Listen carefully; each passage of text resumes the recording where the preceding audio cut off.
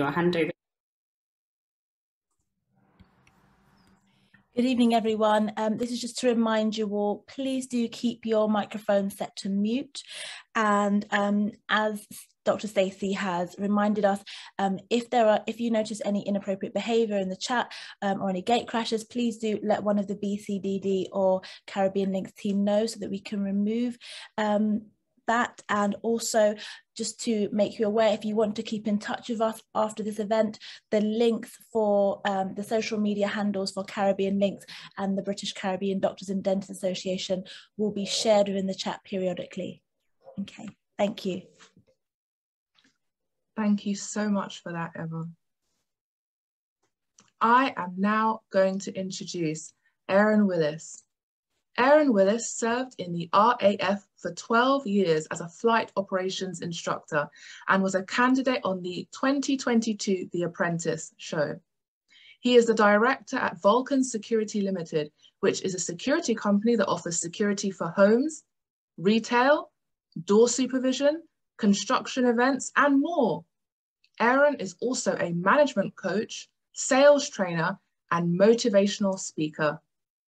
Please, can we give a warm Caribbean Links and British Caribbean Doctors and Dentists Network to Erin Willis. Thank you. Oh, cheers, thank you. Thanks for the introduction. That was, as I was reading, I thought, oh, I've done okay there.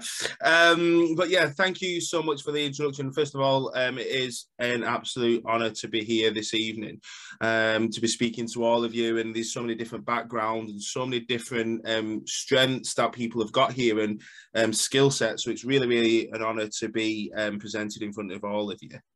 Now, obviously, I will go back in terms of how I normally introduce myself, and what I always tend to go on is pretty much a struggle that I've had to have for my whole, not only professional career, but also personal life as well.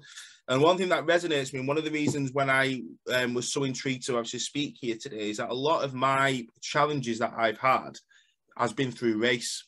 And I was predominantly grew up in a white area, and I always obviously I was born 1983, and I wasn't from a privileged background whatsoever. It was what you can call a humble council estate, if you like, and I'm quite proud of them particular roots and the ethics and the values that I learned through there. But one thing that which always sits with me, is back then from when I started to have ambitions and things of what I wanted to do in my life, it was always the first thing that I used to always get was, for Black people, Aaron, that's not really the way that will happen to you. That's not something that Black people are meant to do. And I remember once I used to say to my friend who was white, we used to go around to each other's homes, and the challenge that I used to have was, it was a case of he would always doubt that, his parents would always doubt that someone in my colour and my race would ever succeed in business. And this is not me just saying this, it's something that completely set a trigger for me at such a young age, that I knew that that's what I was going to do to prove this person wrong. So I always had a knack, and I always had a bit of a gift of the gab, and I was always interested in selling and making profit. And for some reason, The Apprentice have picked up on that I was a milkman, but they haven't understood that I was a milkman at like 9-10 years old. It wasn't an actual profession that I went into. But what I used to do, I used to have a part-time job as a milkman at the start, and all I wanted to do was make money. So I used to do my milk rounds, take all the milk from obviously the leftovers, and I'd sell them on at school and make a profit. And then before you know it, as it got more and more, the school, I was renowned as the head milk seller of the school, and I was making, may not sound a lot, well, it isn't a lot, I was making 20-30 pounds a week as a young kid. And what actually happened is that the school shut me down, because I was actually outselling the school's profits, and they had to shut me down because their milk profits was going down, because I was building them up a little bit. And I knew that I had a talent, and I knew that I wanted to make something of my life, whether it be sales or business. But then I still always had the challenges of my colour, still growing up in a white neighbourhood, in a white area. And as the years go on, if we fast forward through so many different things, one of the things that I knew I was good at was leadership and management, and I knew how to lead a team. So as we got to like 18, 19, 20, I could see a vision, and I could see how I could motivate people, and I could see how I could get onto people's level, whether it be in sales or strategy. And one thing I wanted to do is make a difference to people and develop people. And I just started to focus and study everyone's behavior and try to help their mindset and their well-being, and give them tips of how they can be a better person in terms of performance at work or a work-life balance. And I was really, really successful, and I became a sales manager for for a Google company in Manchester. And I was running a team at like 20, 21, 22 of people at 45, 35, etc. And I was leading, and I had a really, really good eye for detail. And in that time, coincidentally, a few years after that, we had an issue obviously with the September 11th bombings, and we had issues in Iraq and Afghanistan. And I always felt that I wanted to make a bit of a difference to the country that I'm in as well. And I could see every single week that we were losing lives, and we was really struggling, and I wanted to make a bit of a difference. So I wanted to join the military. I wanted to make a difference, even just to one person or whatever in the military. So I enrolled in 2010 to join the Royal Air Force. In that time, Afghanistan was at its height of conflict, and all I wanted to do was go out there and help or play my part. So in that time in the Air Force, what I was responsible for is, when we went to Afghanistan, is working under flight operations conditions. So that would mean if we had people there was a battle going on, or there was something going on in the desert that needed quick air support, if there's someone who'd had a casualty who was life-threatening, it was really time critical, I was put under pressure to make sure that people were safe and people got to the hospital and people got the casualty evacuations as quick as possible. But also, if we have conflict, I was there to make sure that we had air support to support our troops. So I learned a lot straight then on the pressures of life, of work, of deadlines, of attention to detail. And that resonates with me still now, because one thing I always focused on now, and what I do focus on, is how you hold your standard. And especially as a Black person in the Air Force is difficult. And I'm not going to say any lies, it is difficult, and it will be for 10, 20 years, if not more.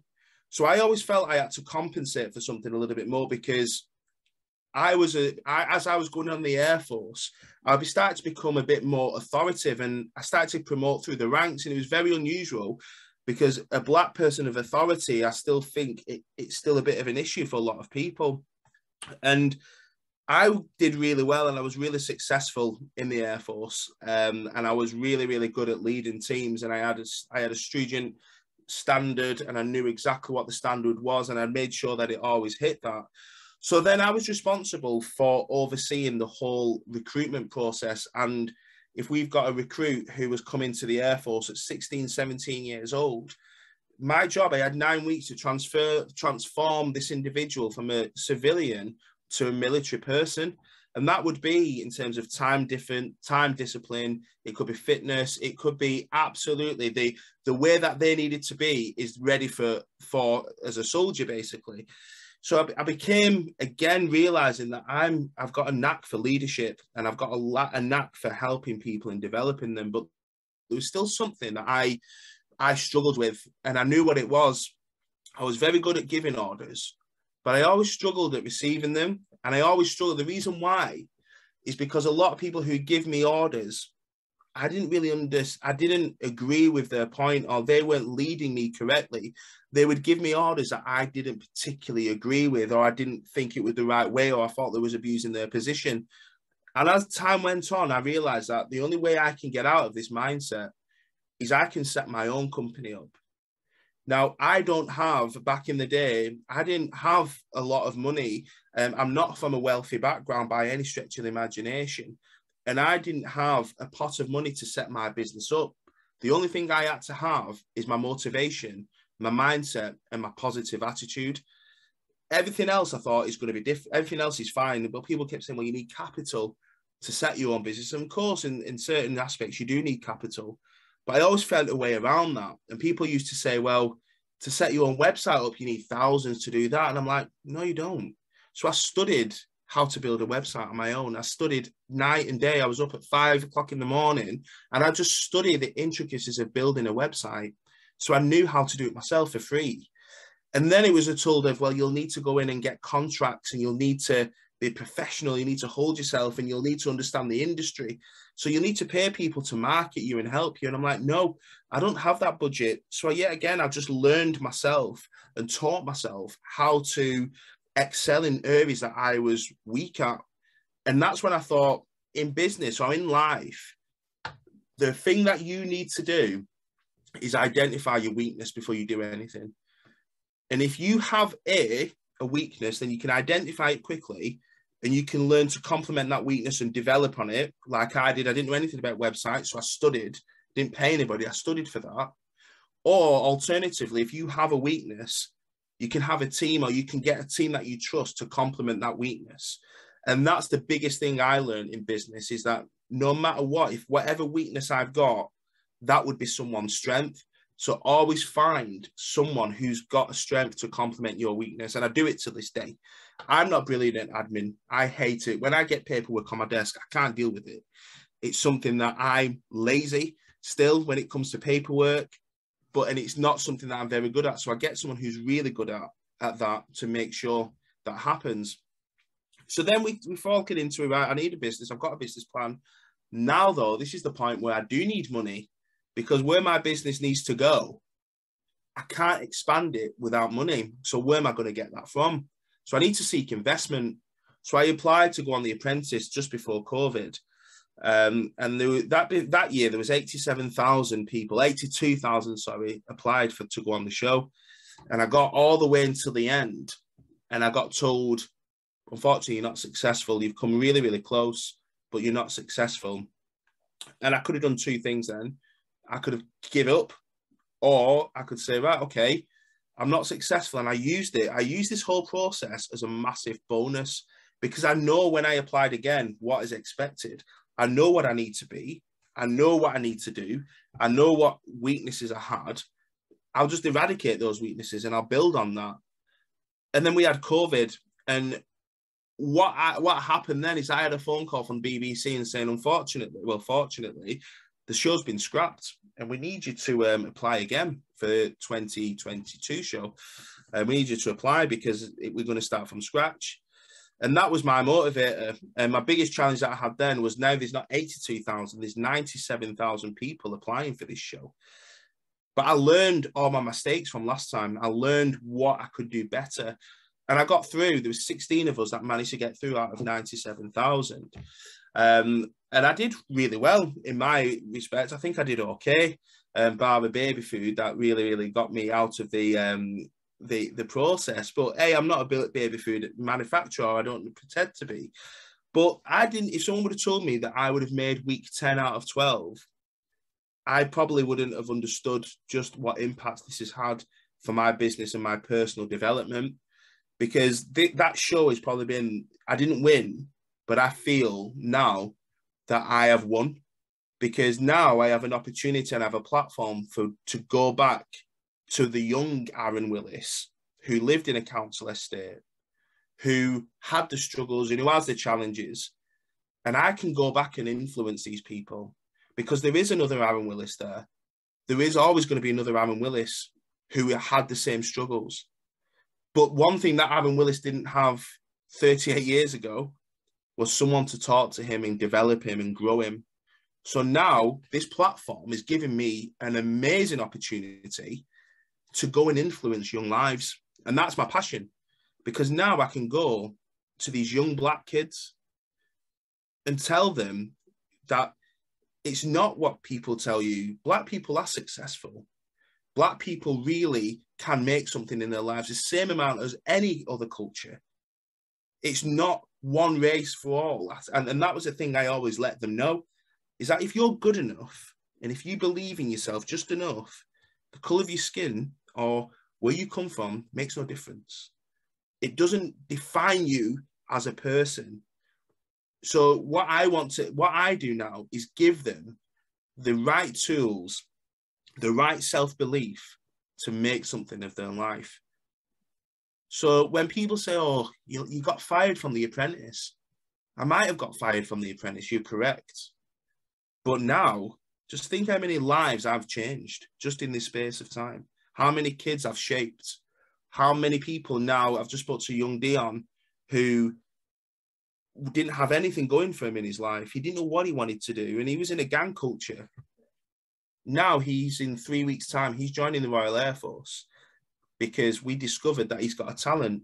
So now he could have gone a different path, but his path is a fantastic career that he's got, and he's representing Caribbeans again in the military just by having self-belief. So the reason I'm here today was not to talk about me and The Apprentice. My point here, and the reason why I'm here, is to answer any questions that people may have, whether it might be on self-belief or how to motivate yourself, or answer any questions of how I've dealt with any difficulty. And that's why when I first got told that I'd be here, and if I were to speak, it was an honor for me to do so. And to be in front of all these people, it's really endearing to me, because I'm sat here at home on a Friday night, privileged to be in front of all you, so I can share my story and hopefully develop people or give somebody a bit more insight and a bit more motivation of what it's like to not just be a person of colour or with Caribbean background, but also other challenges. I've suffered so many challenges that I've had to overcome. And here I am, young Aaron Willis, again, in front of all of you. Now, if we go back 30 years from the council estate that I was from, that I'd be here, then I wouldn't have believed you. So, yeah, thank you for having me. I do welcome any questions because I've got a really busy schedule. So, unfortunately, I won't be able to stay for the rest of the evening. But I'm really interested in anything that you've got to ask me. And I know we had questions afterwards. But I'm very interested to answer as many questions as I can while I'm here before I have to jet off and do something else, unfortunately. Thank you so much, Aaron. It's a privilege to hear you speak. Can we all please give a huge clap to Aaron Willis and thank him for his time this evening? Thank you so much. What we can do, because I do recognize that, Aaron, you do have to head off quite soon. So what I'll do is we'll just have just 5 or 10 minutes, just very quickly, for people to just ask you specifically some questions, because I'm sure that a lot of people have questions they want to ask you, and then we'll go on with the agenda as normal. So does anyone have any questions for Aaron?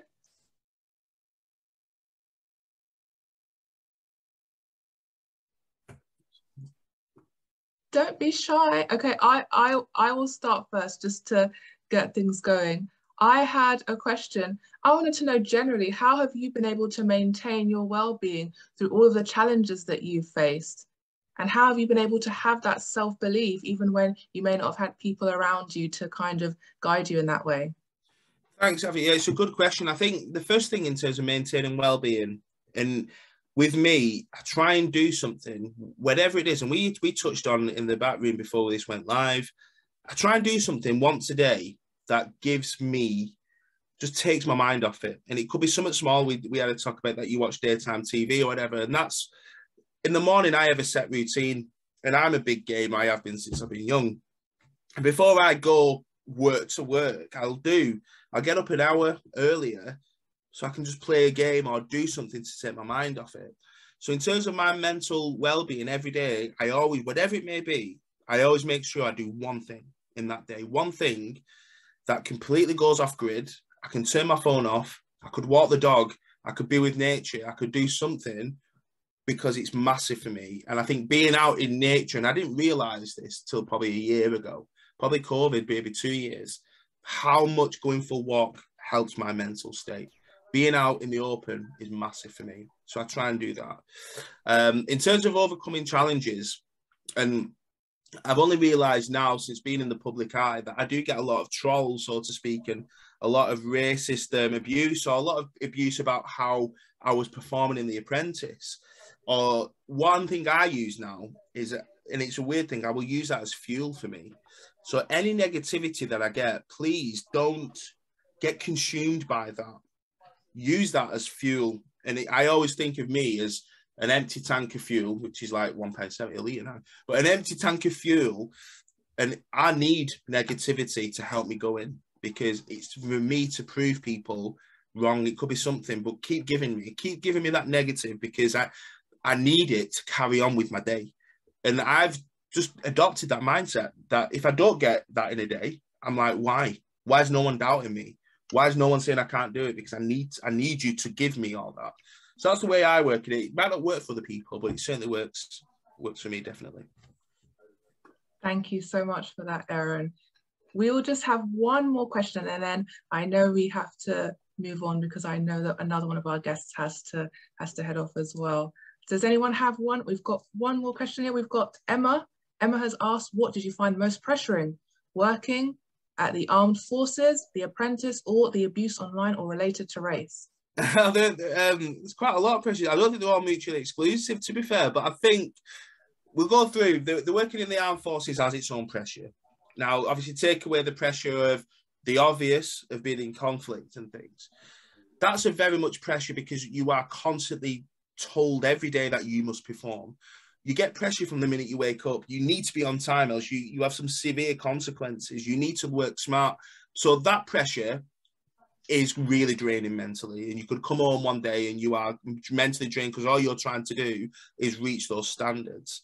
The Apprentice, though, I'd say, and this may sound weird, was a higher pressure for me, because I'd done 12 years of the military, and all I was used to military discipline. I've never worked with civilians for 12 years. So I had to adapt to a new culture of how to talk to civilians now, and how to talk to people in the business world, as opposed to, you will do this because I've told you to do this, or why you're doing this and the severe consequences. I had to learn to tone my approach down and my expectations down. And that was really pressurizing, because I didn't want people to assume that I was this rogue who would be shouting and screaming at people. So I found that a lot of pressure. And then as The Apprentice got to the end, because we can't come home for as long as you're in there, and I obviously speak to my wife daily, my children daily, and we could only have probably 3-4 minutes a week to speak to her in that process. We're up early, we go to bed late, and I've not seen her for 10 weeks. That was the biggest pressure, I think, because it wasn't if I'm going to get fired. And near the end, I remember saying to my wife, I just want to go now. I want to go. And she said, don't you dare. But that pressure was too much of a personal pressure. And I think if you haven't seen The Apprentice, then watch it. If you have, and you look at the episode that I got fired on, there wasn't much fight for me now there, because I knew I was going, and I knew that I was coming home. And that was one of this thing. The abuse online related to my race, the way I look at that is, it doesn't pressurize me at all. It used to, the first few episodes, I used to always see a comment on, I used to get a notification, new comment on Instagram, and I'd be like, I just don't want to read this. I just don't know what it is. It could be 50-50. It could be someone telling me, well done. Or it could be someone saying, you're this, you're that. And that was the pressurizing, not knowing what people would say. Whereas now, what I find the best thing behind that is this block button. And as soon as I've read it, in that short space of time, they're blocked and it's gone. And that's what I find amazing, that I can just press this button. It's so quick and they've never bothered me again. The comment's gone. So the stuff online, I find that easy to deal with, because I can either block them and that's them done. They're not humans to me. They're not real people to me, because I've never met them. They're behind the screen like me and you. So don't get consumed by that, because this person is nothing to me. And that once they've been blocked, I'll never deal with them again. So back to the question, I think the most pressurizing, I would say probably The Apprentice, because I was out of my comfort zone and at times out of my depth. Whereas in the military, I was very, very all over that, very easy. Thank you so much for that, Aaron. And I have to say again, it's an absolute pleasure and a privilege to hear you speak this evening. So thank you so much. If we could just give one more clap for Aaron to thank him for his time this evening. It's greatly appreciated. Yes, thank you so much. Before I go, obviously, best of luck for all the other speakers in the event. I'm so sorry I couldn't stay. However, offline, if possible, I would like to attend more of these, and I don't just want it to be Aaron Willis was the speaker this day.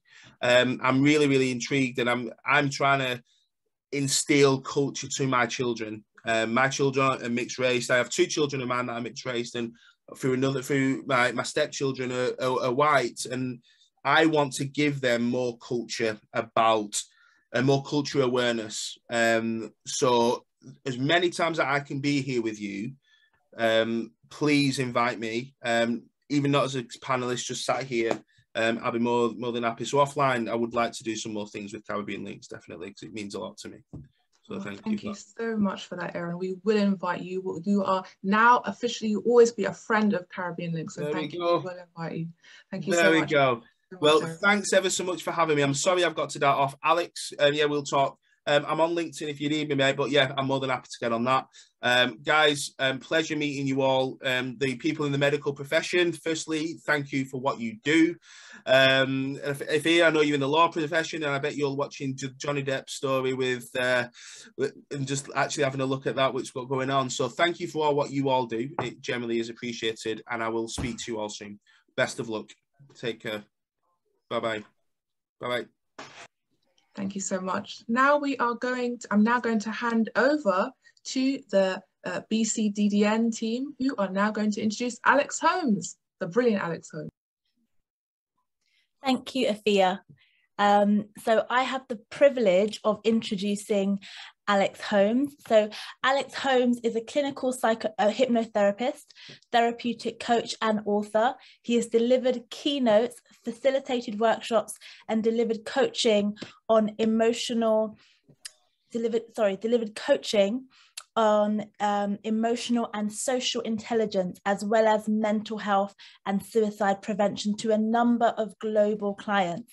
His work focuses on reimagining and restructuring the areas of masculinity and emotionality that are blocking men from connecting with themselves and others. These blocks increase loneliness, shame, guilt, and grief. He explores these themes in his debut book, Time to Talk: How Men Think About Love, Belonging, and Connection.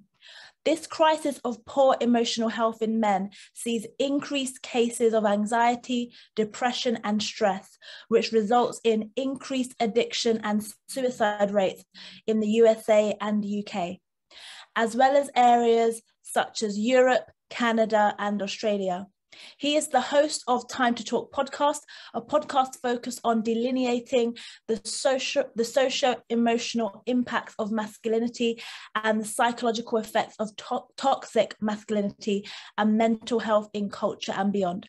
He is currently training as an integrative hypnopsychotherapist. Alex, it's a pleasure to introduce you, and I look forward to hearing more from you in your talk.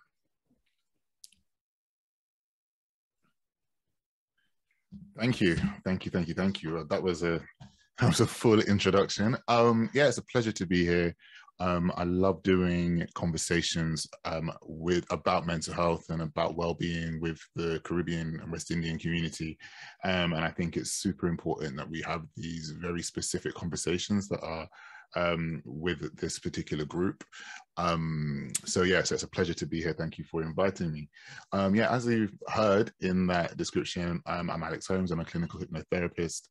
I also work with a lot of my services as a therapeutic coach and well-being consultant. So as a therapeutic coach, I work with men and boys, and to help them with their transitional periods in life. I think that men go through a lot of transitions that are just overlooked and kind of under-interrogated. A lot of transitions in life, from say boyhood to manhood, from being single to being in a relationship, to being married to being unmarried, whether that means ending a relationship or becoming a widower, or any of these particular deep emotional woundings that a lot of men do not necessarily get support for going forward. So I'm here to really help and support men to change and transform and develop into the kind of men that we want to become. I phrase this as becoming men of tomorrow. I think that we get so caught up, especially in this culture, around being men of yesterday and harboring and holding a lot of deeply held beliefs that really damage the way that we relate to both one another and to the people that we hold closest and dearest to us, whether that means our partners, our wives, husbands, whether that means our children, our friends, and going and so forth. So I spent a lot of my time and a lot of my work really centered around that particular conversation. And then in the pandemic, I wrote a book called Time to Talk, How Men Think About Love, Belonging and Connection. I'm going to get to my backstory in a moment, but I thought that I would kind of talk about this book very quickly and some stats that I found in the book in researching and writing the book, and why I ended up deciding to train as a psychotherapist and start with hypnotherapy going forward. So in researching the book, the pandemic was a huge very, very specific moment for everybody. Everybody was affected by it in some way, shape or form. And I was commissioned to write this book in 2019.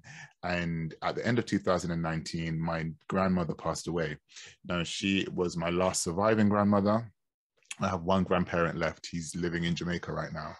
And I was very close with my grandmother. I was her second grandson. I was there with her the day before she died. I was nursing her. We were having conversations. We were talking. So it was a huge shock the day after, when she had a heart attack and she kind of went into a state where she could no longer continue.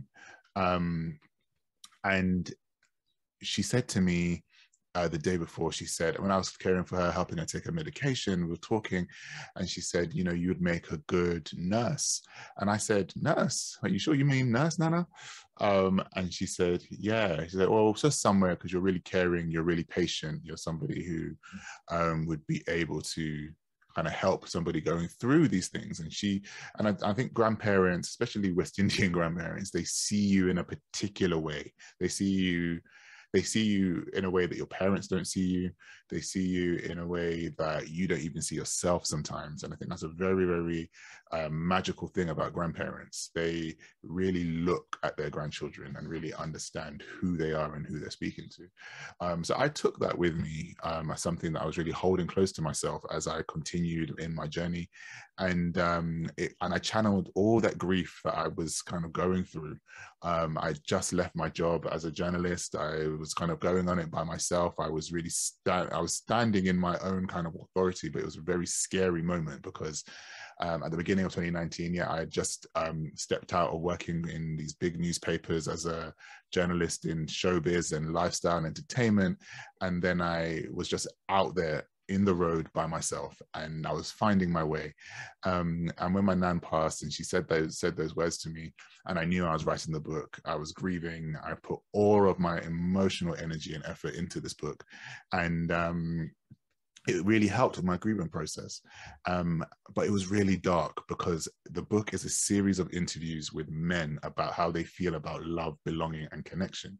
So it talks about elements of self-compassion, self-acceptance, love, vulnerability, body image, success, failure, parenthood. It talks about all of these really diverse areas of life that a lot of men don't experience fully because of particular cultural and societal pressures that are enforced on us, that are placed upon us. And I was going through a really dark time writing the book because I was dealing with my grief. I was holding everybody else's stories. I was in therapy myself, so that was a great way for me to channel a lot of those emotions. We were in a pandemic. I was working from home. I was already freelance, so I was already working remotely. But now I was sharing the house with all of my family because they were all working from home as well. So we had never spent this much time together in this way. And it was a lot of revealing and a lot of revelations coming up. And then I was doing my research around suicide and around suicide prevention. And I think that is a very stigmatized word.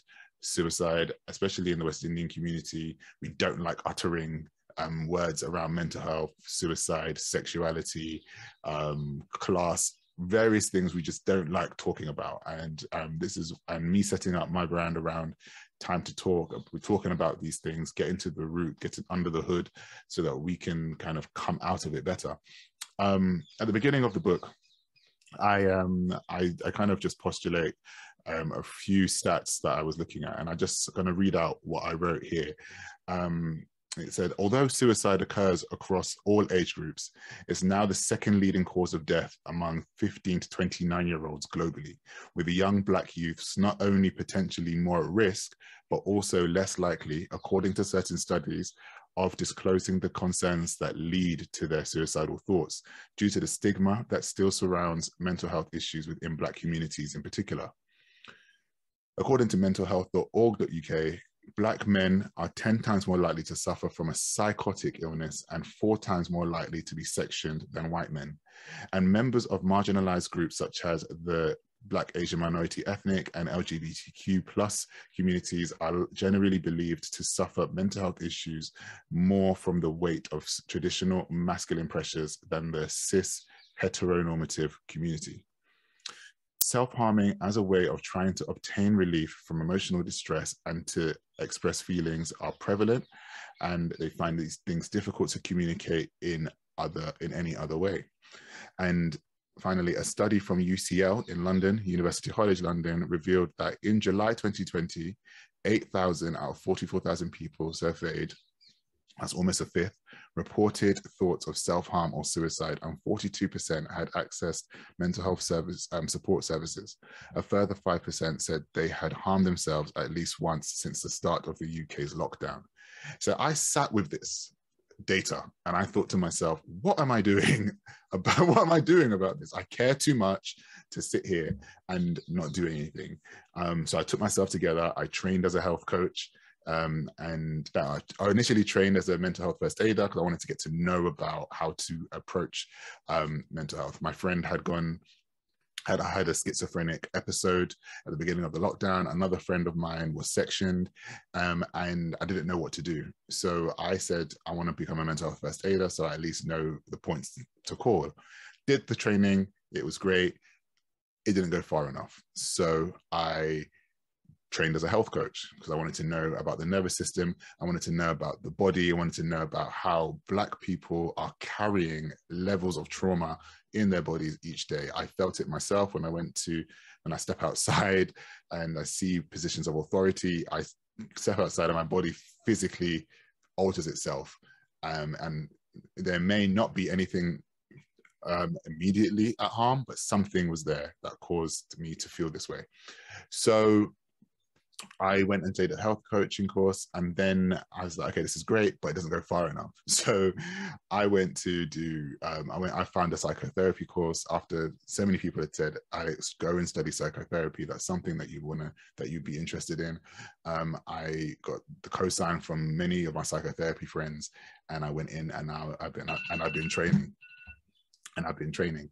So utilizing this space and this time, I stepped into this area to be able to communicate what a lot of men and just people in general, but specifically men, cannot communicate. There are areas of ourselves that we are hiding and can't necessarily access because we pushed it down so far. We're carrying a load of trauma from our parents or our grandparents. We're carrying attitudes and beliefs with the levels of loneliness, solitude, the coping mechanisms that a lot of Black men go into when they lose their family, quote unquote, as in go through a divorce, when they're grieving, a lot of stuff when they lose their job and they lose their sense of purpose, when they feel alone in their sexuality, when they feel alone in their marriages. There's not that much support there. And learning and working with some of the clients that I've had, it's been an ultimate privilege to work with people, to be able to support them in their healing, in their journey, in their process. But again, I want to go further. So I'm in the process of training as a psychologist so that I can learn more and go deeper. But the point is that there's so much that we are carrying. And I think conversations like this are important. And I think that there's so much more that we can be doing. And that's not necessarily our fault to say that we're not doing that much, but I think that we're at a point now where enough is enough. We have to have these conversations. We have to have the conversations that are hard. We have to have the conversations that are uncomfortable. And we have to be able to really put ourselves out there and be courageous in order for us to get to a point where we can have wholehearted and centered men at the forefront of our communities, alongside the women who have been doing a lot of the work and carrying the burden and pulling and without in these thankless jobs, in these thankless roles. We need to be able to step up there so we can protect one another and in the end protect our children as well. So yeah, that's pretty much me. I know that was 10 minutes. I put a timer on, so I'm going to leave it there. But I think that over the period of time, I can jump in with a bit more of my background, but that's where I'm going to stop.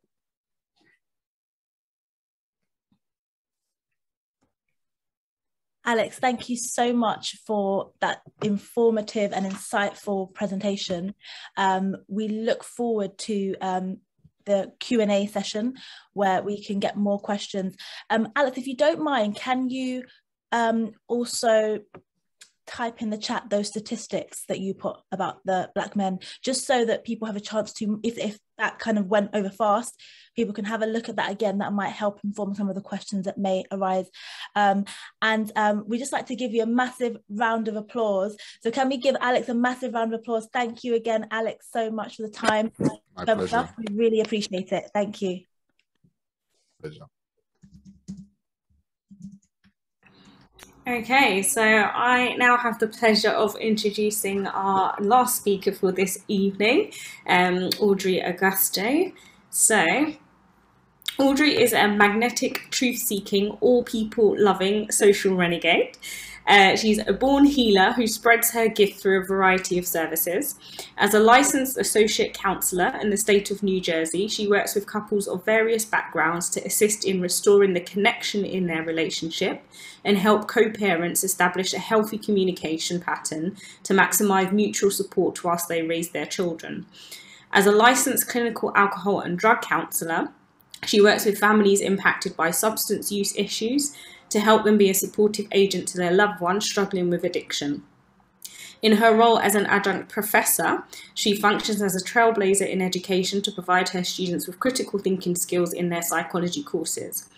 As an American-born woman of Haitian descent who was afforded the rare opportunity to travel the world since childhood, she has always been driven to understand and celebrate all dimensions of the human experience.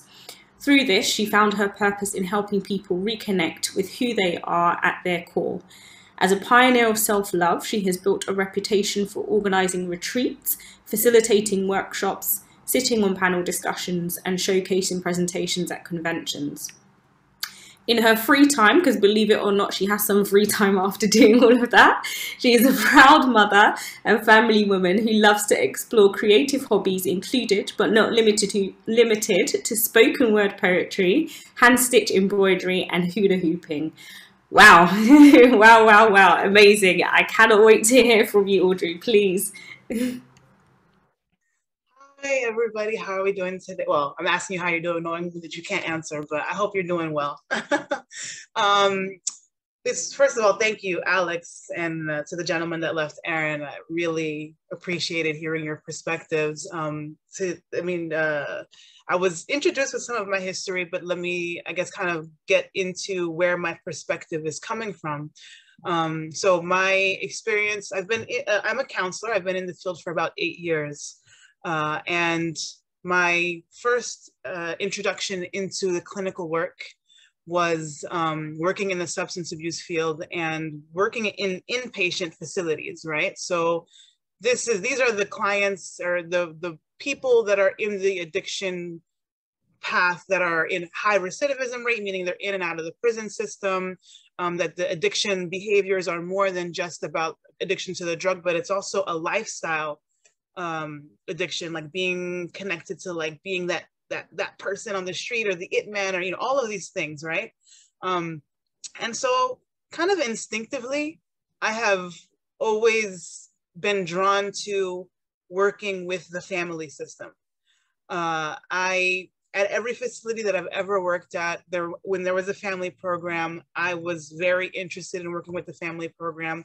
And even though I started in the field relatively young, I found that parents and families were very excited to work with me, even more than some of their clients' actual counselors. Because the truth is that addiction, as how I conceptualize it, is a family disease, right? So that means that there is no one person going through recovery. There is a whole family system going through recovery, right? And I take this knowledge and I extend it to everything that I work with in clinical field, meaning that every family system, when one person adjusts or changes how they function, the whole family shifts to move around it, right? So maybe some of you know the work that it takes to dismantle intergenerational issues. If you make the decision, you know, I'm going to establish this boundary, there is a whole system that is functioning differently around you now because of this one choice that you individually made, right? And so understanding how deep intersecting family norms and how effective that is in doing clinical work on the addiction level. By the time that I transitioned into a private practice where I was specializing in couples, it really gave me an understanding that you can't do clinical work without understanding somebody's background, without somebody understanding, you know, cultural context. So because I am of Haitian descent, and so because I advertise myself as, you know, speaking in Creole, a significant portion of the clients that I work with are of Caribbean background. May it be they were born there and have since immigrated to New Jersey, or that they're a member of the diaspora. And so there are themes that I'm noticing as I'm doing couples therapy and doing family therapy that we're dismantling, right? And so just to kind of give you an understanding of how that shows up in couples therapy, my approach with couples therapy is something called Gottman, which is backed by a lot of research, and it's really known for its assessment period, meaning that, you know, as opposed to individual therapy where somebody will kind of come in and starting from day one, they'll start to say, this is what I've got going on. And, you know, the interventions kind of start in the first session. When I'm working with couples, I'm collecting information for about like 4 sessions before I'm even doing any intervention. So start from the day you met. What were your first impressions of each other? Bring me through every transition, you know, falling in love, moving in together, getting married, having a child, tell me how every transition you went through shifted the way that you function as a couple. And also some of your philosophies and belief systems about relationships. Then I'll separate them and I'll have a conversation with them individually about the kind of family system they come from and what they've been surrounded by and how that might influence their approach towards romantic love, right?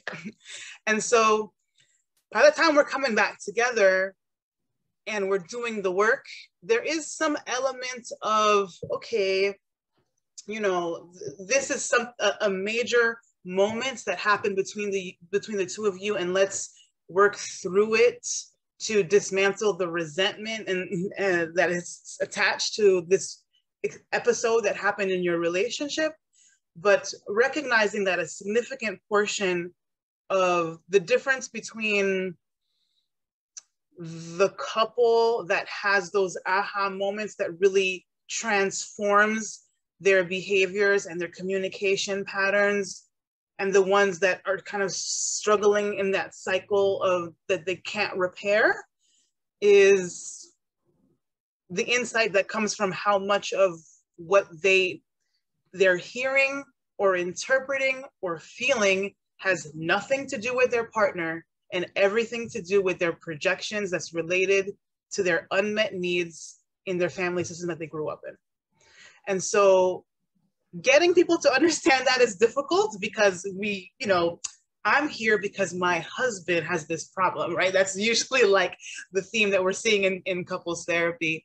But, you know, we're recognizing that family systems understanding is really the heart of good couples therapy, at least as far as I'm concerned, right? And so for me, well, it's not for me, but like research finds that over 70% of conflict between couples in relationship is unsolvable, right? It's like, so meaning like if you're an introvert and you're married to an extrovert, the whole how often we go out thing is just a never ending conflict that comes up between the two of you, right?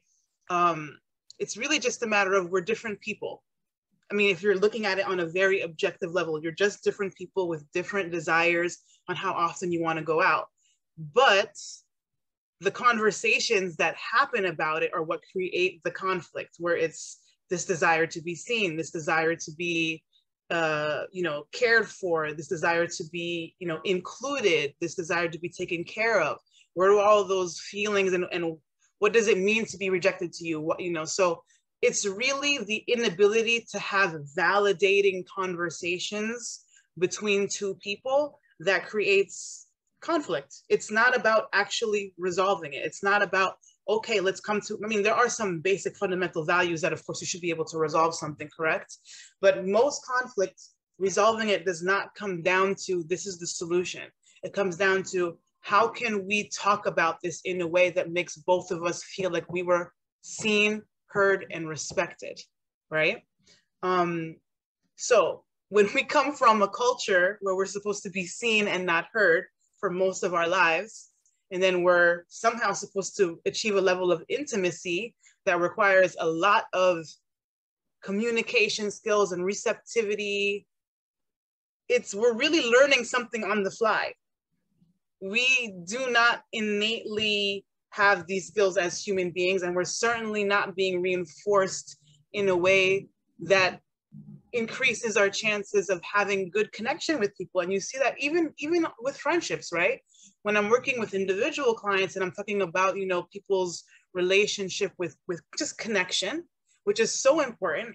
But in this world of capitalism that is straying us further and further from the value of community, we are not primed to have effective problem-solving skills or validating conversations with people, right? And so really what we're understanding about mental health in today's day and age is recognizing that development, like healthy development, is about the ability to identify what is happening for me right now, communicate that effectively. So this is why we're talking a lot about like I statements. So being able to say, this is something that's happening to me right now versus you're doing this to me right now, right? So like I feel unsafe versus like you endangered me or you embarrassed me, right? And what does the deeper lens of that conversation mean? And I think also like an important element to identify is the fact that oftentimes, particularly, it's really great that we're having more mental health talks in general as a community, as a world, but we tend to have it in these extreme ways where we're talking about like trauma, when in reality, when I'm working with couples and when I'm identifying what are the behavior, where did you learn this behavior? Where did you internalize this thought about yourself? It's not often this major trauma. I mean, I could speak from my personal lens. I came from a family system where I got a lot of positive reinforcement for when I got good grades or when I performed this action that was something esteemable. So that's when I got the most positive reinforcement. And so that transitioned into me identifying myself as good when I'm performing or doing something right? So it's been very difficult for me to recognize that I do not need to be doing for people for them to see me or to love me, and this is not a trauma, this was my parents literally engaging in positive reinforcement, but it still led to an internalized concept of myself that led me to overdo and overgive into my friendships and romantic relationships. And there was an imbalance there also in terms of the kind of people that I would attract into my life, right? And so it's not as simple as like this traumatic thing that happened. It's literally just learned behavior, you know?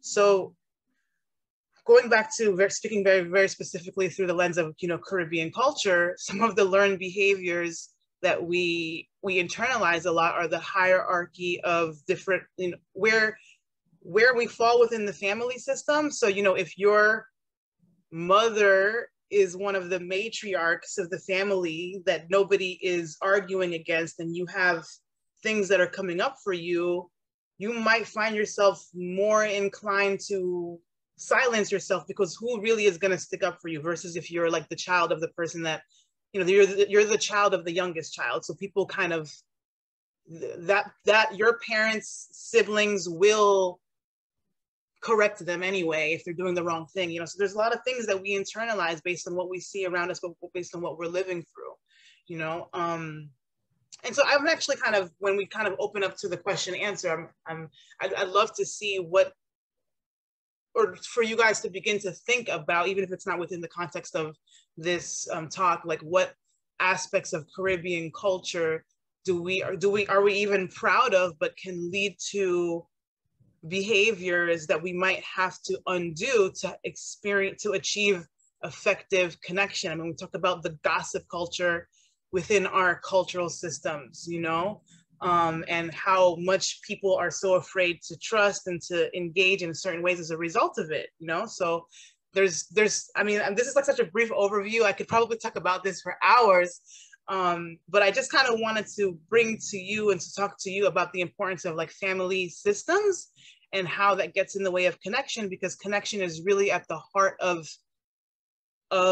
health, you know. I mean, when you think about when you're going on a downward slope versus when you're going back up on a good trajectory, you'll often see isolation is correlated with falling behind and struggling, and connection is often connected to you're doing better, right? Or you're getting better, you're getting support, right? And so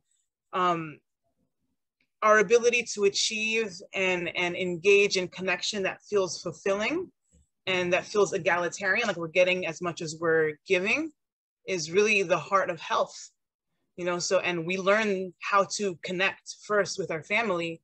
So a lot of what our families are teaching us about how to talk, how to trust, how to apologize, how to take accountability, all of these things are really impacting our overall ability to experience health, because they impact how we navigate connection. That was it. Audrey, thank you so much for your great talk, your great presentation. I mean, it's generated a lot of questions from myself, but firstly, round of applause. Thank you so much.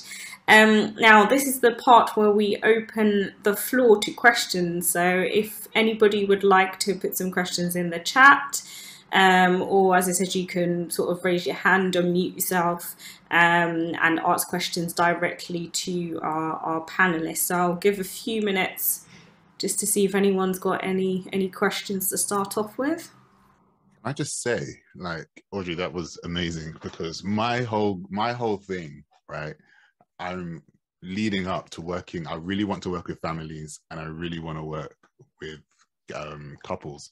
And I know the journey is long for me on that kind of like trajectory. So I'm only working with individuals at the minute. But when I look at the Black family specifically, and I look at the kind of the backgrounds where we're coming from, the things that we're carrying, the things we're holding, and all family systems are interesting to me anyway. But I'm also very interested in the way that couples speak to each other, the way that parents speak to their children, the way that siblings interact, all of these different things. And I don't know if anybody's watched Encanto.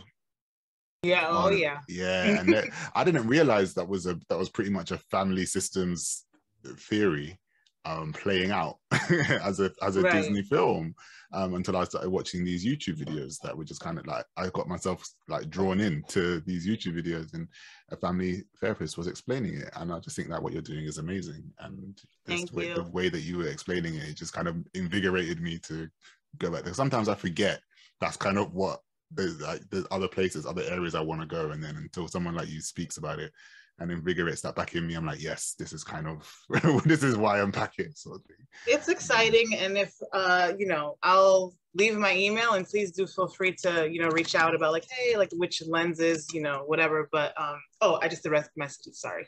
But sorry. But yeah, it's and then especially like now that I'm transitioning to doing co-parenting work, which is not even really an evolved form of therapy, to be honest. It's like a breakthrough thing. There's not like a lot of research on that much research on co-parenting therapy, you know, but it's a lot, you know, because, and especially like, I didn't get a chance to speak on this, but the Caribbean and Latin American region has some of the highest rates of single mothers in the world, meaning that we have the highest rates of co-parenting cultures, or, you know, in the world. So we should really learn how to parent with the person we're not in a relationship with, instead of just being angry at them. Like, it's really important. It's important for us to develop some kind of friendship, some kind of communication style. And it's doing a lot as far as how we get to raise our children. So we have an invested interest in learning how to co-parent more than any other region in the world. And that speaks to that whole idea of that experience that, say, for example, say that men have about, you know, the ingrained notion of ownership of people.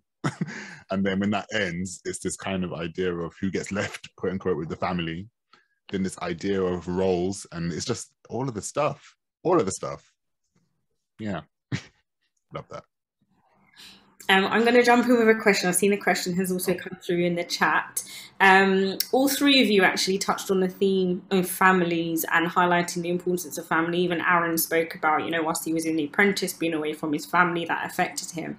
Now, unfortunately, not everyone will have support from family, or necessarily have, you know, a strong family support or structure. What advice or what tips or tools could you give or tell for people, you know, who may not have that support around them? Audrey? What advice would I give for people who don't have family support? Well, I mean, it really depends on how did you end up with not having, because some people chose not having family, you know, so for them, that is the first step towards freedom from whatever is going on around them. But I mean, family is a concept that you can create, you know, in the sense, you know, so your friendship system can be your family system. Is very often the case for LGBT community, you know, because it is not, even if we can have a family system that isn't, there's a difference between a family system that is actively accepting versus one that is just kind of quiet, almost, you know, like, we just don't talk about certain things. Maybe they might not be kicking you out, but not acknowledging these real things that you're doing or that you're going through. And I think a lot of us have that. I mean, I was just talking about recently, like, I have this podcast, and like my mom knows that I do. It took a long time for mom to get to a place where she like asked me about the podcast. Like, she would ask me about the things in my life that were the things that she wanted my life to become, but the things that I'm doing that are my interests, she never asked me about those things. So this kind, you know, this kind of genuine interest and curiosity. I mean, sometimes you have family and you love your family, but they just don't tick certain boxes for you anyway, you know? So, I mean, that's what other forms of connection are for. That's what family, that's what, friends are for. But then also, like, actively joining a group. That's, I mean, unfortunately, that's why a lot of people join gangs, right? But there's other ways of joining groups that can feel like family. So that's also probably why a lot of people join sororities and fraternities. But, you know, being a member of something matters, as we can see, based on the alternative things that people do when they don't belong, right? Yeah, no, perfect. Alex, did you have anything to add, or? No, I think it would just be more to echo what Audrey said. It's just, you know, you find that you build a community, you know, like, I mean, we're just ingrained in this culture where we think that family is our initial system, right? That we're kind of born into. But at the same time, you know, as we grow into individuals and into our own minds and whatnot, you know, sometimes you realize you don't necessarily like your family. You don't like particular people. You don't like that. You don't gel with them. You may love them, you may care for them, but you just might not like them. So there's always something like, there's always that to kind of reckon with. And then there's overcoming that guilt about feeling that sometimes. And I feel like, you know, you can, they do say, you know, the friends are the family that you choose, and you go where the love is, essentially is what I feel. But it doesn't mean that you have to, you don't necessarily have, depending on your experiences, doesn't mean you have to just throw people away, but it's about just understanding where you can just be your fullest, really. Yeah. Okay. Thank you.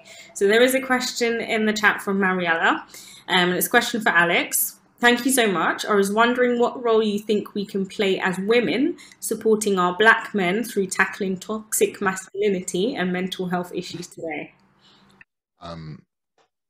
Yeah, I get asked this question a lot, and I meditate on it quite often, because I'm forever in flux. So I'm consistently thinking about what this means. But I look at this and I think to myself, when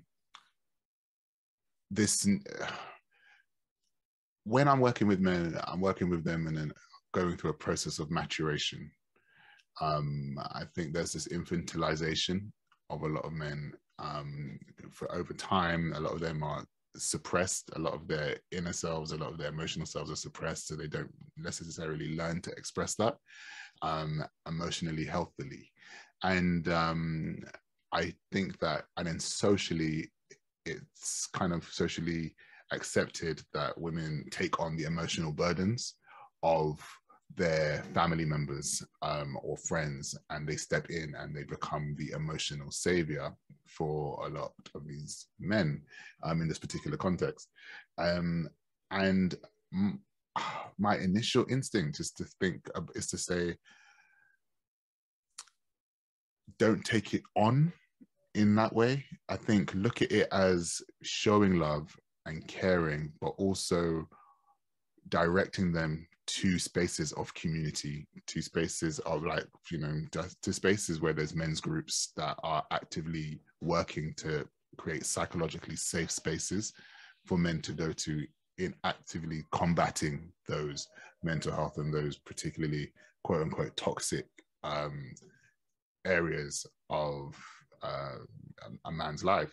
But I've seen quite often that there's a lot of women who get so invested in that because they really want, and I understand it and I get it, but I've seen it at the detriment of a lot of women, because they've put themselves so wholeheartedly and so fully into these men's traumas, into these men's lives, that the men don't necessarily build that element of understanding who they are, making decisions for themselves.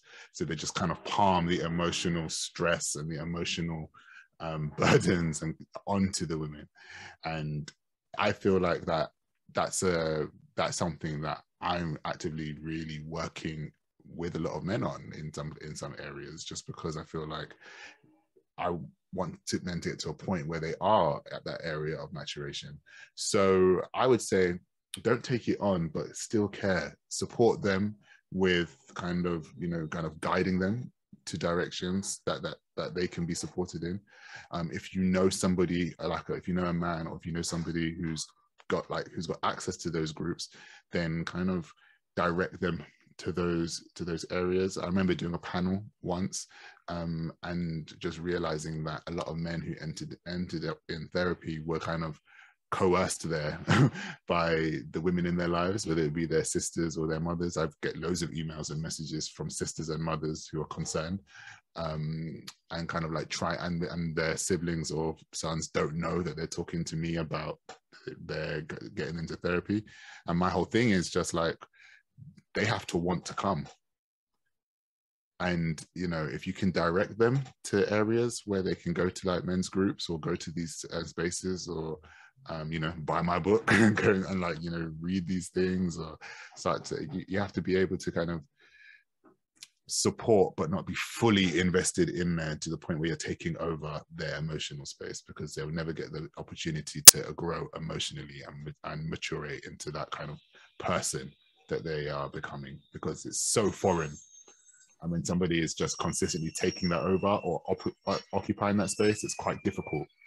But I'd love to hear what Audrey thinks as a Black woman.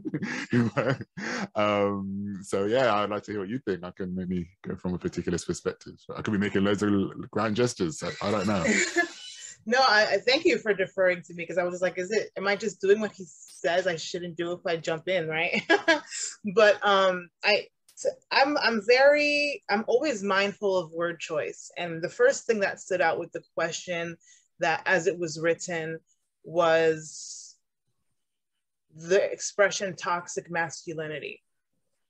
Yeah. Because I'm sitting here and I'm thinking, if a group of men decided to do a men's group to be better men, would they ever label the work that they were doing dismantling toxic masculinity? And I'm like, that sounds like a woman's perspective on the work that men ought to be doing. It doesn't sound like a man's perspective on the work we need to be doing. And that is what I battle with all the time in couples therapy, like this cultural, when I say cultural, I'm talking about gender culture, this cultural perspective of like, you see it even on TV shows, like the man is like this oaf, he's not that smart, he keeps doing these stupid hijink things. Look at every, like, Family Matters, look at Carl Winslow, look at My Wife and Kids. My Wife and Kids, look at King and Queens. It's always this like bumbling idiot husband and the woman that's like fixing it with her, and that's not how it plays out in real life. I mean, what I'm really observing in real time with couples is man is trying to talk, and a woman often is saying, you don't get it. I think we do a lot of silencing of men, to be honest. So I think the best way that we can help men is to get out of the way, instead of imposing our belief that we know what men need better than they do.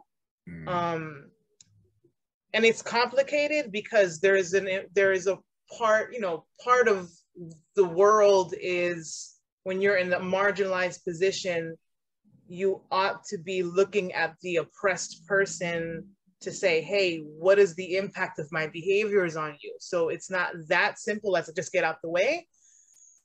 But if we have to be honest, most of us don't have that many examples of the kind of, it's almost like I feel like we have a fantasy concept of what is healthy manhood, to be honest. And and Instagram is not helping with all those flower arrangements. But but I think we ought to let men define masculinity. Yeah. But it's hard. But so there's a lot of layers to it. But and I absolutely agree with what you're saying. And I think it's so hard because it's always put in, and rightly so in some instances, it's always put in as a counter to how women and children are being treated, which is important because that's where the basis of gender-based violence comes from, and the like there. And I think that it's tricky because we look at the symptom, but we never look at the root of stuff. We see the violence, and yeah, that's bad, and women are dying and children are being abused and the like, and we see it, but we never ask questions why. And I think the why is always just kind of like, I know some people don't necessarily feel like there's time to be asking why, but I think like when we start to ask why, we can start to get to the root of stuff and systemically and emotionally change some stuff. And I always say, like, lead by imperfection, because we're imperfect beings. Like there's going to be if a man has to be perfect, the perfect ideation of what a man is, it's just not going to be a realistic representation. Like sometimes you are the oaf. Sometimes you are like, you're gonna get it wrong. Like, what? I think if I were to answer the original poster's question, I mean, and of course it depends on the kind of dynamic you have with a man, but I would say that our role isn't to help men heal, but it is to give men a chance to have a valuable opinion in the room, even if it cuts, you know, because there's still something to understand about their reality in treating it like, well, what if this is true? I mean, it might not be the truth, but it is your truth somehow. That's why you're saying it. So let's explore it without being offended by it first. Yeah. Can I say something? Thank you very much. The chat is hotting up. We've also had some direct messages sent to us. I'm just going to hand over to Emma for a bit. Okay, I can see there's someone called Joan who had a hand up. Joan, are you happy for me to spotlight you there? Yeah, because I just wanted to say a few things. I'm in my 60s and have had relationships with men, and I felt that I might be able to put some highlight on some of the things that were said. For example, Alex mentioned about what is expected of men, and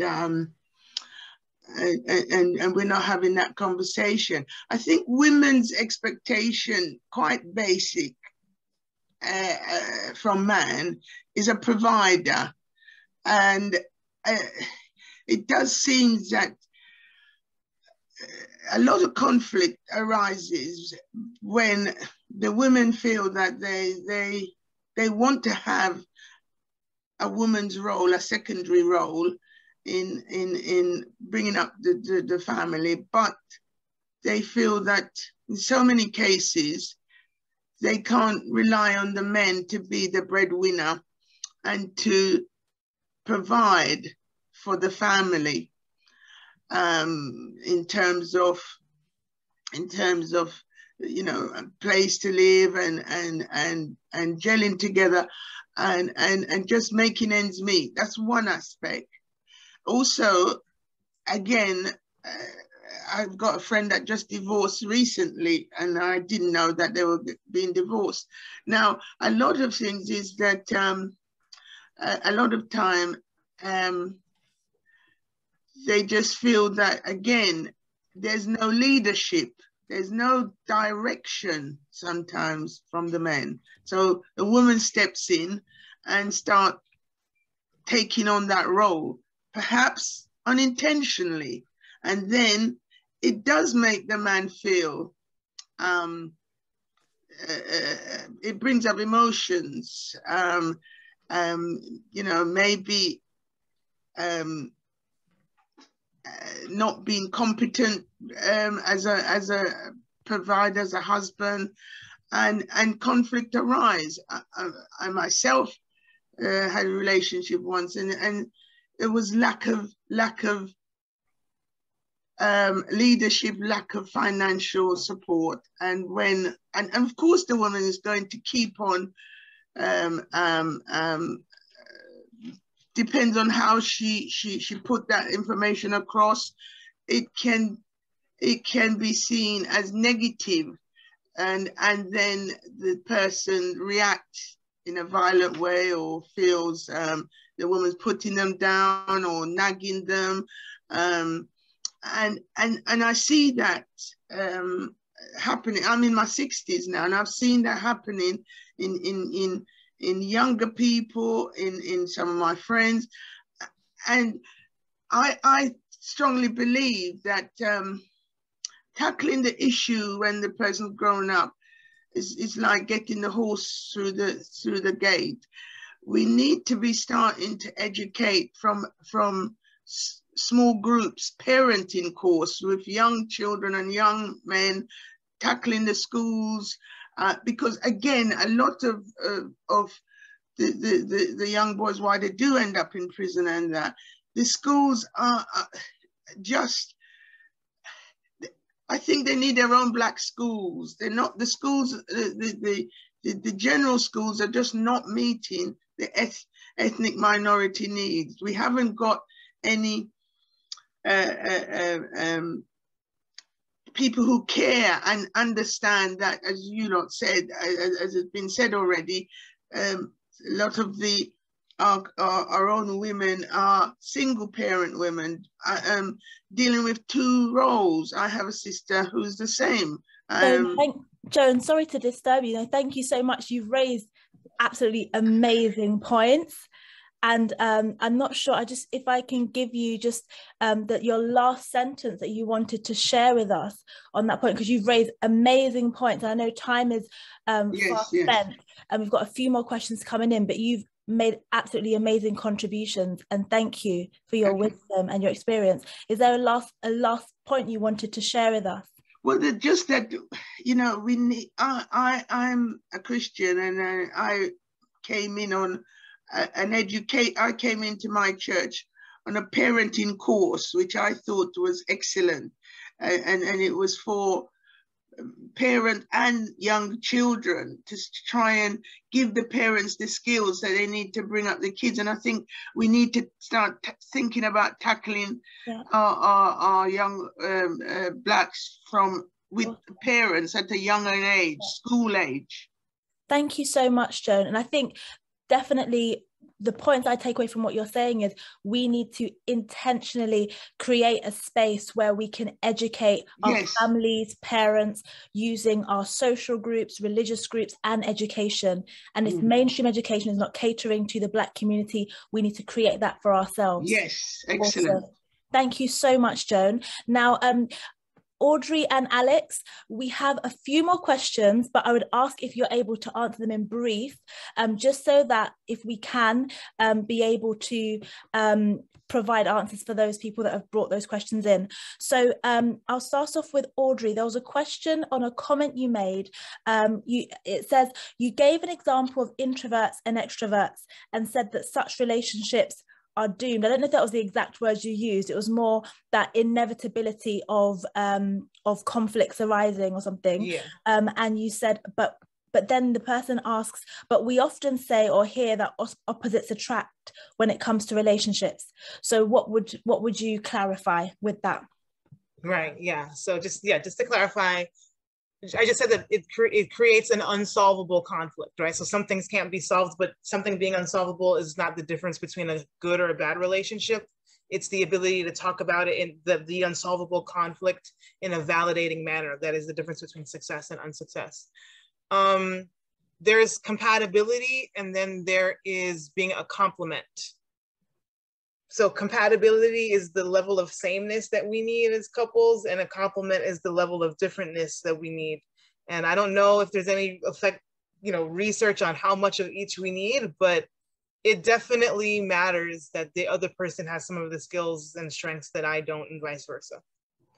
So awesome. Which I think which ones they are going to end up being personal, just based on the non-negotiables that any individual person sets for themselves.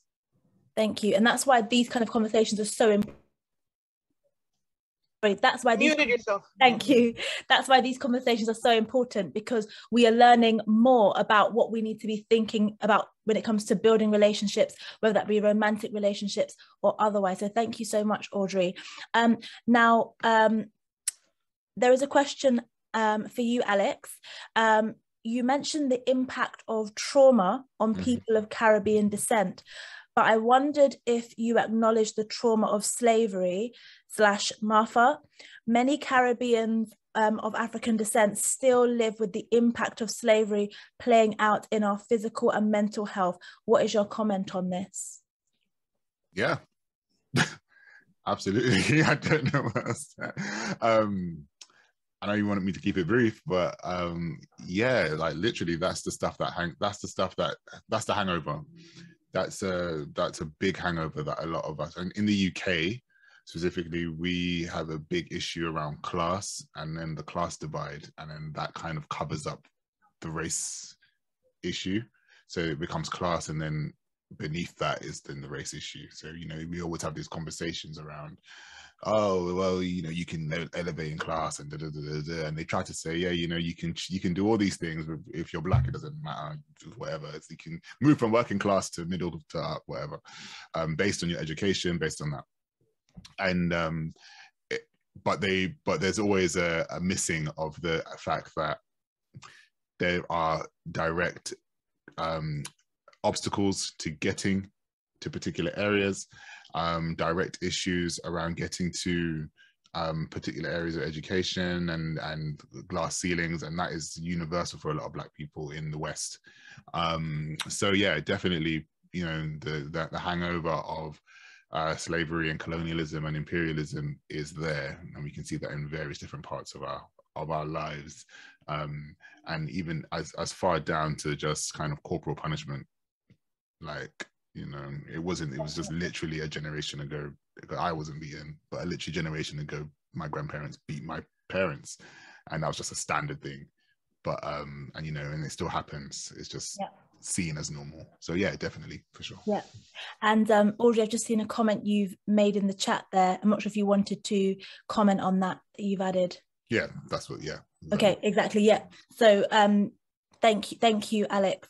And you know, you're exactly right. No matter where we get in our careers, you know, whether you try to, you know, you elevate in socioeconomic class, so to speak, many people will share their anecdotal experiences of feeling the impact of racism and institutional racism, regardless of where you get socioeconomically. And then we have to deal with the impact of that. And there's been lots of studies looking at the impact on our health, carrying that trauma, the impact on diabetes and cardiovascular disease, etc. So no, thank you so much.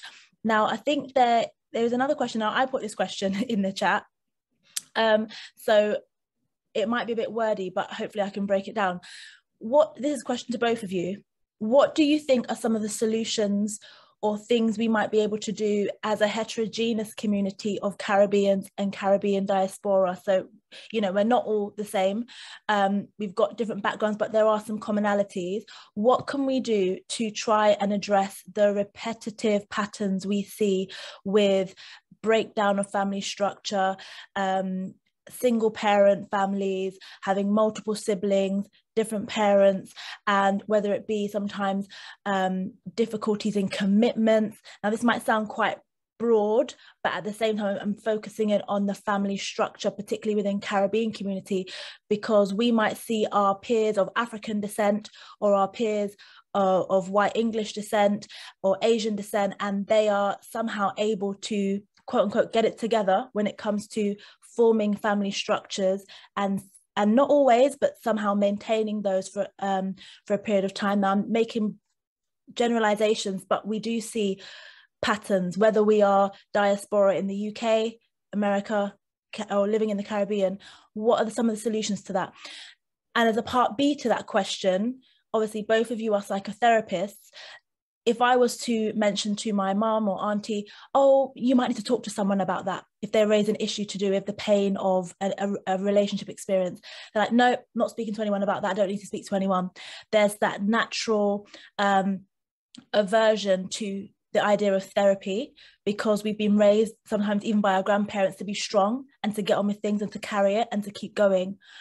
It might sound really straightforward to say therapy is the answer, but what are the solutions to these issues we have in the family structure, and how can we then introduce the idea of therapy? I know I think Joan raised an important idea of how we could do that, but what do you think are some of the solutions we could address with that? Over to Audrey.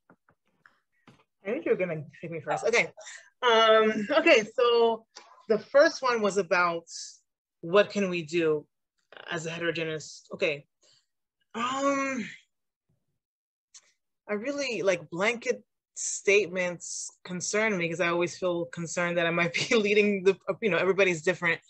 But I think fundamentally it's whatever process an individual needs to be in tune with themselves.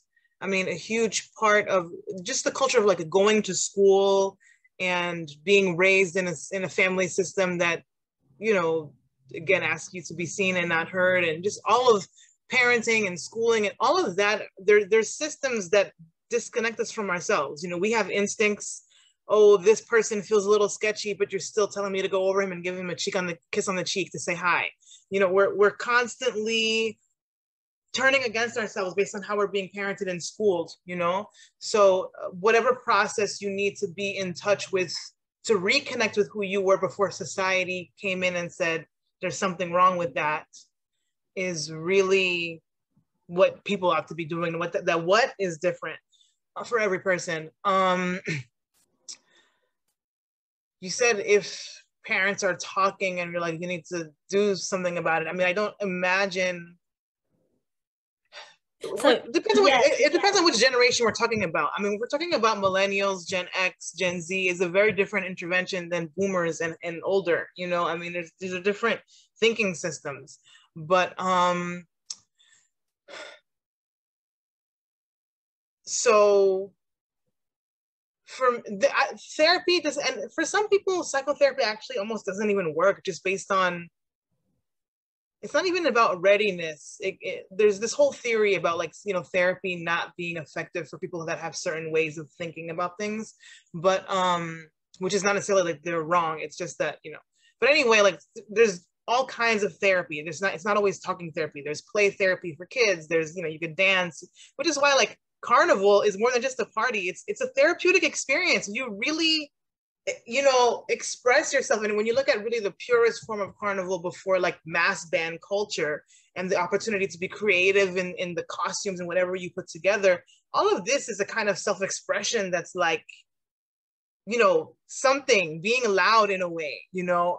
So I don't think it has to be there's anything inherently averse to not wanting to do therapy, but I don't know what you can say to somebody that doesn't believe they have a problem. But you know, dancing or writing, like getting a journal, or, you know, just encouraging somebody to take a day off of work for a change, you know, things like that. So can I just jump in there, Audrey, and because you're a family therapist, ask you specifically about what are your thoughts that and I say this, I hope, please forgive me guys, I'm not saying we are a homogeneous group, but as a Caribbean community, when we see this almost like, you know, somebody else from another culture can assume that, oh, you've got siblings from different parents, for example, that may be a commonality, or the family breakdown. What do you think we could do as a community in terms of trying to address some of those patterns? As a culture? Yeah, but again, we're heterogeneous. Right. So, yeah. I mean, I think it is being addressed. That's why we're here. You know, like, our parents wouldn't have been here. I just think we know where we come from, so we know there's work to be done. But I don't even like to compare ourselves to the white gays, you know, because I don't believe that their method works for us in the same way. When I think there's a lot of things in therapy, you know, like in traditional white therapy, if I had one person and that person's sibling came to me, I shouldn't work with them. But that's not how community healing works in Black spaces. You know, it'd almost be an advantage that I actually know your whole family system, like the whole family's pastor, that means something. So yeah, but I actually think we are already doing the work, and like what we ought to be doing is to begin to give ourselves the credit that it's actually happening, instead of talking about catching up to. No, so more of this. Thank you, and thank you so much, Audrey. And I know you have to head off soon, so I'm actually gonna go. But thank you, everybody. Thank you so Many much. blessings. Thank you so much, Audrey. Thank you so much. I just had one quick question, and I think we'll probably leave it there. Just one quick question: how can we heal? I'm gonna go.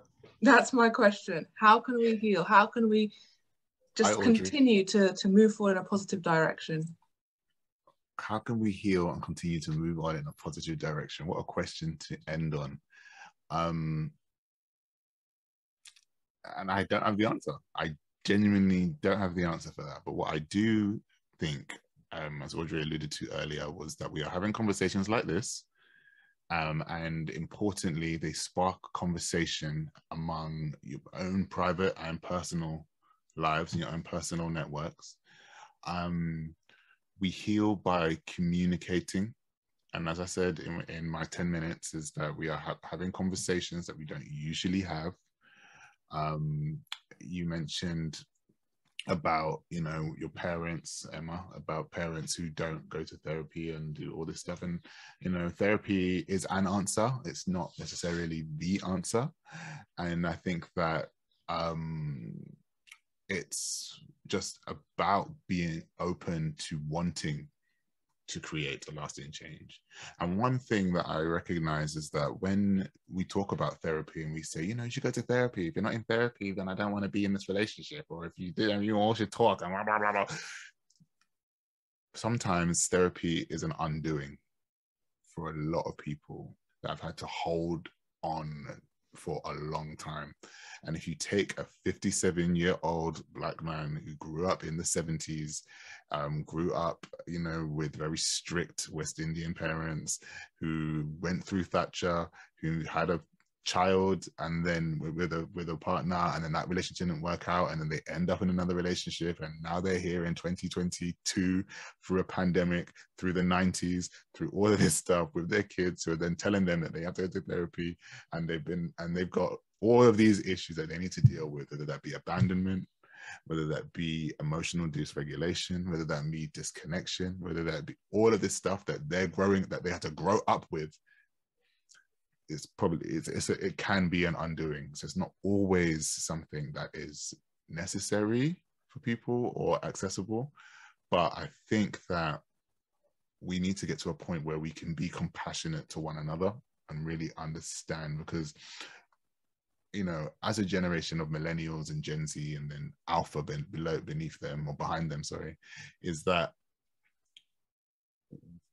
we have to be the generation changers. We have to be the changers that are saying, look, we're going to therapy. We know how to then communicate with you about what's going on with you. We know how to communicate with ourselves or what's going on with us. When we have kids, we then know how to talk to them about particular things. And we then become leaders of example to our parents. We change those, we decide that we don't want to continue certain things anymore, which is why I said, like, we are not our grandparents. We are not the people before us. We are creating the people after us. And for example, you know, there's this whole thing about decolonizing parenting, about gentle parenting, you know, about not beating our kids, you know, about not scolding them and shaming them and using these kind of really damaging, self-esteem damaging words and ways of parenting, but finding new ways to do stuff. And back to, and I think it was Joan who was in the audience who mentioned about, you know, providers and roles and all this different stuff. Things are changing. Things are changing. The roles are changing. Like, you know, people are getting more agency. Men are tapping into particular areas of themselves that are uncomfortable because they've never been able to do that. Women are being able, like over history, have been able to take a bit more agency in providing for their own security. This is development. This is what people are doing, and this is how we are becoming, right? And it's about being able to communicate those changes to one another so that we can then grow together and actually see each other do that. So I think that's how we heal. I think we have compassion for where we are at any particular point, and then grow from there. Make the changes that before you couldn't do. So you make those changes next. We're not going to be perfect parents. We're not going to be perfect grandparents ourselves, because I expect to be taught things by the younger generation. Oh, you can't say that. You can't do that. I expect to be taught that. I think that's where we heal. We heal by the actions that we take now for the next thing. And now is whenever the best time is. Awesome. That was amazing. Thank you so much, Alex. And on that note, I'd like to thank everyone for your attendance this evening. It has been an absolute pleasure to be a part of this event and to work alongside the Caribbean Links group. And I'd like to thank Afia and Dr. Stacey and Isaac from the Caribbean Links team, and also thank Dr. Rochelle and Charisse and all the rest of the British Caribbean Doctors and Dentists Association, as well as all of our speakers, our amazing speakers. We want to thank you. So if you can give a round of applause for our speakers again, thank you so much. And we'd also like to remind all of you, or let you know, that there will be a couple of events coming up in July. We have got an event on menopause that the British Caribbean Doctors and Dentists Association will be hosting. And we also have a Caribbean Links event that will be coming up in July, discussing Barbados becoming a republic. So please do follow us on our social media handles, and also please do follow and keep in touch with our speakers, Alex, Audrey, and our first speaker that we had, Aaron. Thank you. And I would like to hand over to Afia. Thank you so much, Emma, and thank you for your time. I just want to say as well, thank you everyone. Thank you so much to everyone involved, all the team members. I don't do this by myself. I work with a wonderful team, and of course, British Caribbean Doctors and Dentists Network as well, just amazing. So I want to thank you all, and thank the brilliant panelists, and thank the audience for tuning in as well. I would like, if you could all please follow Caribbean Links and the British Caribbean Doctors and Dentists Network on social media. The links, the handles, the social media handles have been posted in the chat. Please do follow us. Amazing work is being done, so please do follow us. And we would also ask you, as our wonderful audience, we would ask you to please subscribe to our Caribbean Links YouTube channel. And I would ask someone to, if they haven't done it already, please post a link to our YouTube channel and also the British Caribbean Doctors and Dentists Network. Please, could someone post a link to those channels in the chat, if that's okay? And we will be posting this conversation on our respective channels as well. And that's pretty much it. It's been a really wonderful conversation. It's just been such an edifying conversation. And I just want to leave us with, there's so many wonderful words have been said. Alex said, you go where the love is, and I love that. And I also just want to leave us with the wonderful word, wonderful phrase or quote that Audrey made, which was, connection is really at the heart of health. And I just think that is just so true and so accurate. So thank you everyone for connecting with us this evening. It's been brilliant, it's been a pleasure. Have a lovely evening, everyone. Bye, everyone.